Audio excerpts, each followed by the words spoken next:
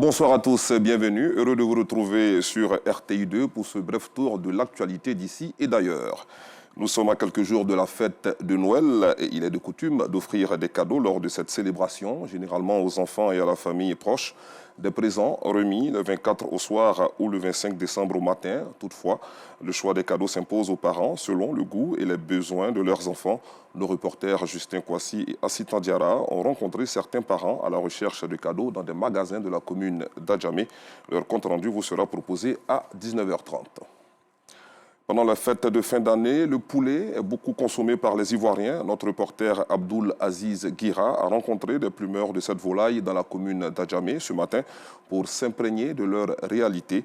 Certains d'entre eux bénéficient de l'avantage de l'avancée technologique avec une machine qui leur permet de plumer plusieurs centaines de poulets par jour sans fournir d'efforts. Cependant, d'autres utilisent toujours les mains pour le plumage par manque de moyens. Des précisions dans quelques instants.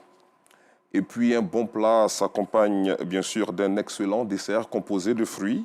Et au fil du temps, le carrefour Azakié est une place de choix parmi les marchés de produits fruitiers du pays dans le sud de la Côte d'Ivoire. Pour les voyageurs, y faire escale s'apparente désormais comme une tradition. Les détails avec Abdoul Aziz Guira dans la grande édition. Dans l'actualité de ce lundi également, la journée internationale des migrants est célébrée chaque 18 décembre. Cette journée a été initiée par l'Organisation des Nations Unies pour promouvoir le droit des migrants et sensibiliser l'opinion sur leur contribution dans les domaines économiques, culturels et sociaux.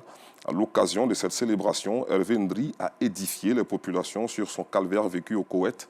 Une manière pour ce texte migrant de sensibiliser la jeunesse sur les dangers de l'immigration clandestine. Les détails à 19h30 avec Assita Diarra et Enza Traoré. À l'international, en Égypte, le président Abdel Fattah al-Sisi a remporté l'élection présidentielle avec 89,6% des voix, s'assurant sans surprise un nouveau mandat de 6 ans annoncé ce lundi. L'autorité nationale des élections, la participation a atteint un taux sans précédent de 66,8% parmi les 67 millions d'électeurs. À la tête du pays depuis une décennie, l'ex-maréchal va débuter en avril prochain, un troisième mandat censé être le dernier conformément à la constitution égyptienne. Hors du pays, déchirés, arrachés ou juste battus par la pluie, les affiches sont fatiguées. Après un mois de meetings et de promesses, la campagne pour les élections du mercredi prochain se termine ce soir en République démocratique du Congo. Dans un climat tendu, près de 44 millions d'électeurs sur une population totale d'environ 100 millions d'habitants sont appelés à élire leurs présidents, leurs députés nationaux et provinciaux et pour la première fois leurs conseillers communaux. Autre première, des Congolais de la diaspora vont pouvoir voter dans 5 pays.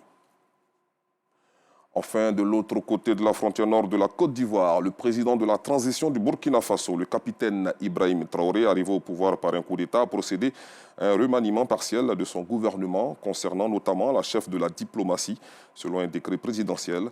La ministre des Affaires étrangères Olivia Ruamba, en poste depuis mars 2022, avant l'arrivée au pouvoir du nouvel homme fort du pays des hommes intègres, a cédé sa place à Karamoko Jean-Marie Traoré, qui était en charge de la coopération régionale.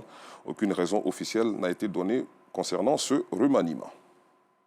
Je vous retrouve à 19h30.